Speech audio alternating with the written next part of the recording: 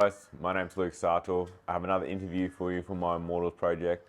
For those of you who don't know, I'm conducting a project to help 100 athletes take the image that's worthy of the story of their life.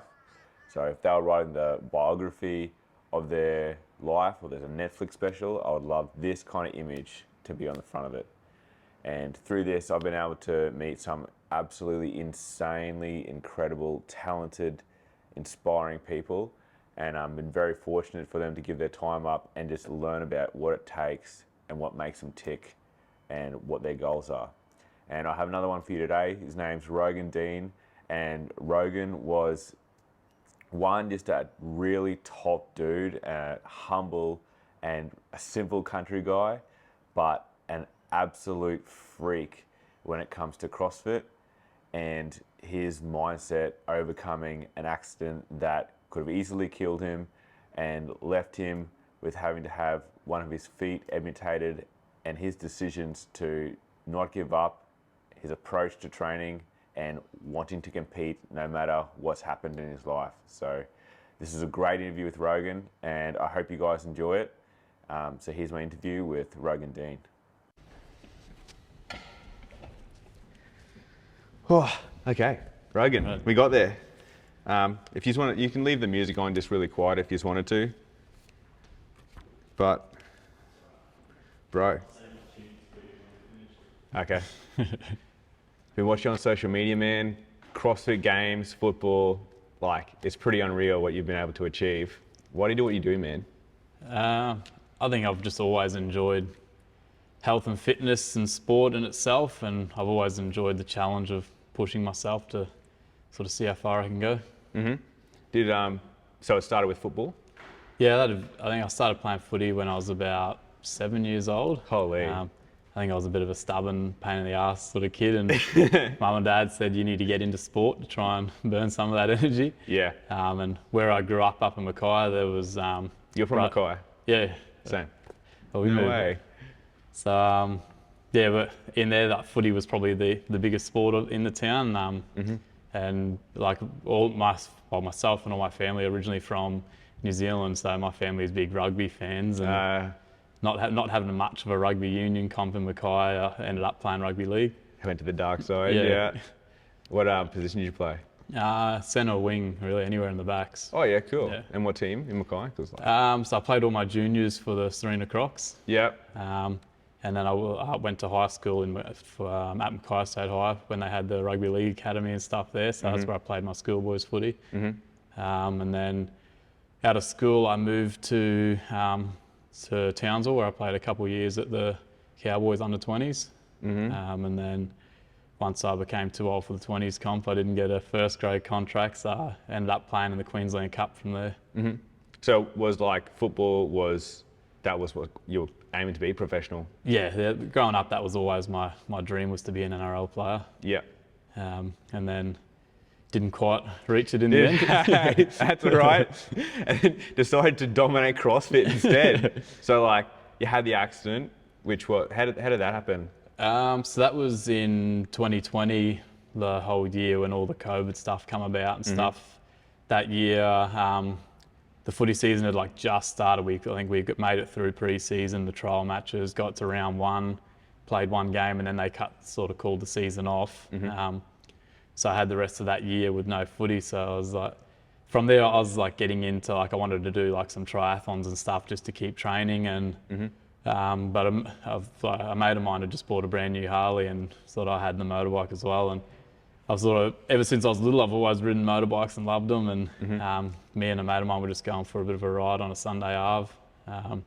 And then I was about 5 minutes from home after a sort of a decent ride before a car sort of came off a side street and tried to cut across the main road and didn't see me coming and T-boned me on the motorbike. Oh, dude. Holy. And I saw that you had the opportunity, like the doctors said, we could give you a foot, we take some more off, and give you a leg. What was going through your head when that was saying, was it ever thinking of keeping the foot, or what happened with that? No, so the accident itself, because where it hit me right on that left side, it just crushed and severed my left foot. So there was no like going into surgery, they said there's like less than a 1% chance of being able to save your foot. So I pretty much knew that I was like going into surgery that I was going to have some sort of decision to make. And then, yeah, when I came out of that first surgery, which was just the emergency surgery to sort of clean everything up and assess what sort of damage was, that's when they gave me the option where they could leave my leg where it was like sort of just above the ankle, which would like mean I could wear I could get away with having just a prosthetic foot, which like in terms of like looking normal, you wouldn't really be able to notice it. But then they said like there's not much you can do on it though. Like your walking is pretty much about it. There's you won't no be able athletic. you wouldn't be able to run on it. You wouldn't be able to like sort of lift any decent weights or anything on it. Well, they said your like option 2 is to go in and they can cut more of my leg off up to sort of mid shin, which would mean I'd have to wear a prosthetic leg, which is going to stand out and going to be hard to hide. But it'll open up a bigger range of prosthetics, which in turn will like pretty much like able you to do everything you could do beforehand. And yeah, for me it was that was a no-brainer. Like my whole life has been based around sort of physical activity and sports and fitness and stuff. So there's no way I wanted to miss out on all that just for the sake of trying to look normal. So yeah, I opted to have more of my leg cut off, and which has led to me having a prosthetic leg now. Dude, that's wild. And like with the legs, do you have different ones for different uses and that, or how does that work? Yes, I'll have like the one I wear now. That's probably my main leg that I do 99% of all my training and sort of day-to-day life and stuff in. I'll have a separate running blade, which is purely just for running in itself. Like I can run in this one, but if it's any sort of decent distances or if it's like sprinting and stuff, the specific running leg's way better. And then I've got another one which is like a wet leg if you want to go swimming or the beach and stuff like that. There's a separate one, yeah. Is it like a flipper? No, it's just a normal foot, but it's just very basic that you don't care getting wet and dirty. And then I've got another one which is like an electronic one say for argument's sake, if I'm going out and like you're dressing up and you're putting on a pair of iron boots or something, because every time you change the heel height, it changes like the position of the foot. So the electronic one, you can, like from an app on your phone, you can adjust the angle of the foot and everything. So for different shoes that have got different heel heights, you can adjust it to make it comfortable. And no way, just Wi-Fi leg. So Bluetooth speakers, Spotify. That's cool. And like, so this is what you're lifting. Is it? Complete naivety. Think that you need something stronger or special about it to deal with that kind of weight or impact. This is probably the third one I've broken now. Like that, they can take quite a beating. Like the only thing, like, because the foot itself is marked 90% sort of carbon fiber. That's what gives it the sort of spring and stuff. And when I'm lifting like sort of really heavy weight, it sort of flexes it too much, and you can see it starts to crack a bit. So this is my third one. Oh man, you need that titanium foot to deal with that weight. Yeah. And you're going from football, and then you said you had interest in other like triathlons and stuff. Why did you choose CrossFit then? Well, I sort of not long after my accident, I met my now fiance. And she was, she'd always done CrossFit as part of her sort of training and for fitness and stuff. And when I started seeing her, she's like, oh, like you should probably give CrossFit a go. Like I think you'd be pretty good at it. Because like growing up, I was always like a real scrawny kid. So like I'd always I'd sort of fallen in love with the sort of the gym side of training, because mainly for my footy career, I'd always been told I had to put on weight. So I sort of got right into the like sort of weights and gym work from a young age, and I always loved that side of training, which gave me a good foundation to start CrossFit with. And then, but yeah, she suggested I get into CrossFit, and I did a few sessions. I think that year was the first year the games were including an adapted division. So you started CrossFit after the accident? Yeah. Yep. And so like my first ever CrossFit session was like the CrossFit Open to qualify for the game, like the beginning of the qualifiers. And deep end. I had no idea what I was doing. I could do all the movements, but like there was like some of the workouts had in it like 20 or 30 muscle ups, and like I could do 10 strict muscle ups. When I got to do 30 of them, I was like, didn't know what I was doing. And I was like, I go back and watch the videos now and like laugh at it because I'm like stricting all the movements and stuff. And I didn't do too, like I ended up finishing like 11th in the world that year. Holy. But they only take the top 5 in the world to the games. Yeah. And so I went away from that thinking like I got a lot of work to do, but like if I finished 11th in the world without like not knowing what I'm doing, if I can Went full retard and got 11. Yeah, you gotta go when you know what you're doing. So I thought if I can go away and sort of like dedicate all my training and focus towards getting better at it, then I can see where I can end up the following year. Yep. And then the second year, I ended up finishing, I think I qualified for the games. I think I finished 3rd in the world for the qualifiers, and then went to the CrossFit Games that year and finished 2nd. Oh, bro. Which it was awesome, and I wanted to celebrate it, but at the same time it was like burning at me that I didn't win it. First loser, god damn it. Especially like, because it literally across the whole week of competing, if I'd finished just one position higher in any of the events, I would have won it overall. So I was like it was like burning. I mean, yeah. So unfinished business. Yeah. Going back again, and was that this year? Yeah. So this year, so again, I went away thinking like, fuck, if I've got 2nd after like sort of 12 months of dedicating to it, like if I can go away and spend another 12 months dedicating everything I got to it, and hopefully come back with the goal of winning it this time, which is what I ended up doing this year. Man, that's unreal. 3rd year into CrossFit and friggin' gold medal. That's so sick. And obviously that's gone over to the States for it. Yeah. Yep. Was that, that would have been your 2nd trip to the States for that? Yeah, for CrossFit, For CrossFit, yeah. What drove you to still, well, sort of covered, but like a lot of people would sort of give up after something so traumatic, or that people would, oh man, I can't do normal body people stuff anymore. What drove you to keep going? I think the biggest thing that kept me, like that drove me to keep going, was the love and support of all my close friends and family and stuff. Like there were definitely some days sitting in the hospital, like thinking where I was sort of dwelling on it and thinking, fuck, like what now? Like probably having a bit of an identity crisis. Like I've always been known as like Rogan Dean, the footballer, like the fast runner, the big weightlifter. And I, like in those early days, I'm thinking like, shit, all that's just been taken away from me now, which was like couldn't have been more wrong. I think, but having it, like the people I had around me at the time were sort of, they kept me in a good headspace.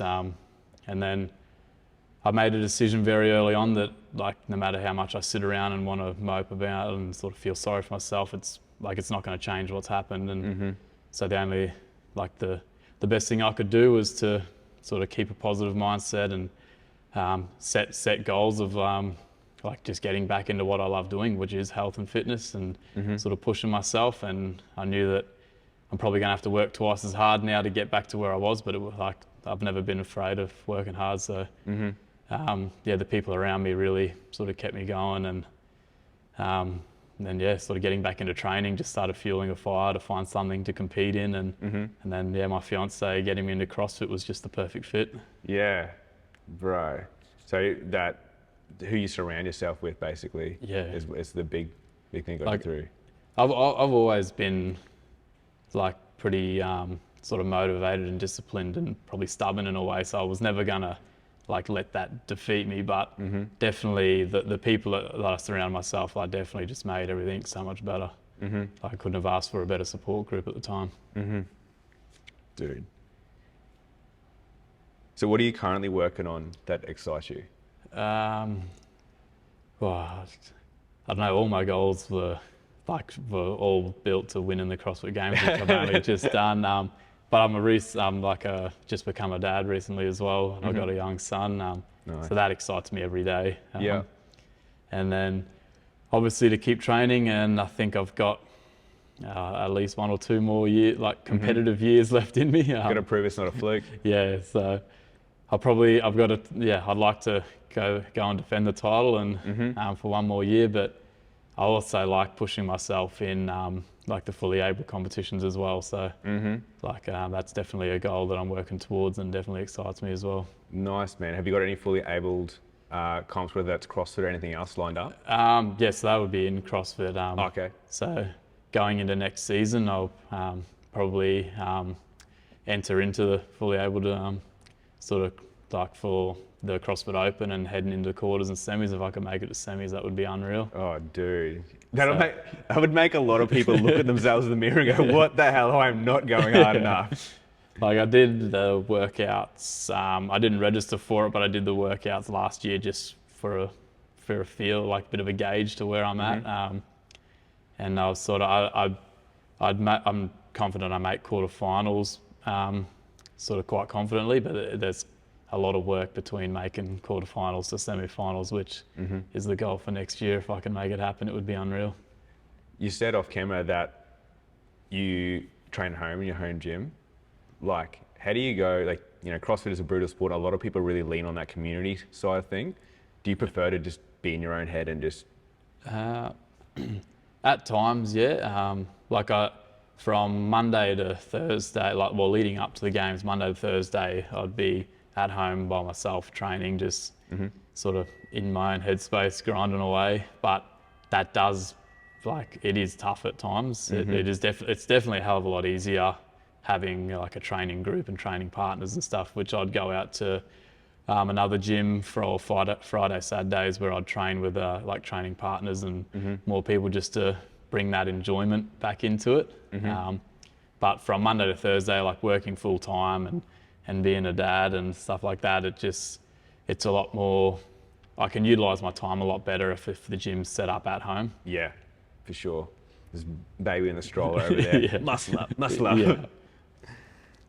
What comps next then? So I know the games next year, but is there anything in between now and then that this is what I'm working towards? I'm taking this sort of off season, so I won't be doing any sort of off season comps. I'll just be focusing on working on a lot of the stuff I need to work on to sort of try and reach the goals I've got for next year's season. So I'll be utilising that time just to train and get better rather than competing, because it takes a lot out of me, especially, and it takes a lot of time away from like my fiance and baby as well. If I'm still doing other comps and that, like I'd rather focus my time into just training and being a present father. Cool, definitely. What would you say to, like, it could be someone our age or even like a kid that might have some kind of handicap, if they're thinking there's no way I can do able-bodied people stuff? I'd be like, I wouldn't doubt yourself too early. Like, it's like you're gonna have to work twice as hard as a fully able person to be able to do the same stuff, but you definitely still can. So I'd just, like, with the right attitude and the right mindset, you can definitely still do it. Have you done any kind of like work with maybe kids or something that have some kind of handicap? Yeah, I do a lot of work with Ossa, who is the prosthetic company, like sort of they're one of the biggest prosthetic suppliers worldwide, but I do a bit of work with their Australian branch where they run mobility clinics and stuff, which is for like all people with sort of prosthetics and stuff like that, where they get them all together for over a few days, and they run sort of mobility clinics where they get them through, get them playing sports and physical activity. They run them through a lot of educational sort of sessions and stuff as well. And so I do a lot of work with them as like an athlete sort of ambassador role, and which is like unreal. Like especially when you see a lot of the young kids that have got prosthetic legs and stuff like that, and you can really see how much it affects their confidence. And it would be tough being a kid, sort of like having that, because you stand out from the other kids, and a lot of the kids, like, to them you're not normal, you got a prosthetic leg and stuff like that. And when you, like, at the first day you get there, you see how shy a lot of them are and stuff like that, but then after the first day and the second day, and you see their confidence and stuff just like grow so much, and by the end of it everyone's out there playing sports, they're having so much fun. Sick. And they're even taking their legs off and comparing them and stuff. And like when you get them around like similar people and stuff like that, where they're accepted like a lot more than usual. Like you just see how much they grow, and it's very rewarding work to do. That's awesome, man.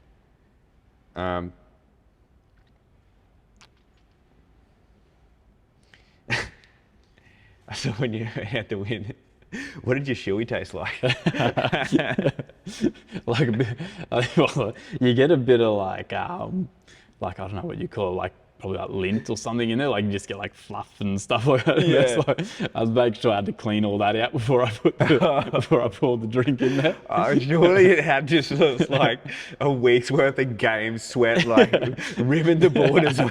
Well, I was lucky, like all the sweat like sort of gets caught in like the liner bit. So like I took the actual leg off, which is clean of bodily fluids before I drank out of it. That's sick. When I saw that, I'm like, yeah, my man. What would you say to your younger self, man? My younger self,